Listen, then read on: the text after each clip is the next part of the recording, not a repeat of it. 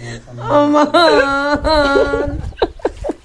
আব্বু আমি বিয়া করব তুই যেন বিয়া করবি তুই কোনো কাম পারস বউকে মে পেট ফালাবি চালাবি কেমে তুই কোন কাম পারস কাম দিয়া শিক্ষা দা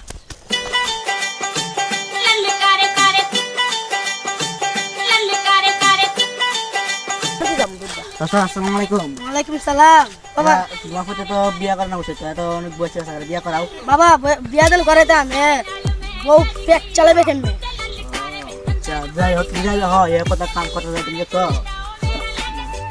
না তুমি যাই হোক এ কথা কাম করতে তো এ দেখো কথা কাম করতে বিয়া করানো উচিত।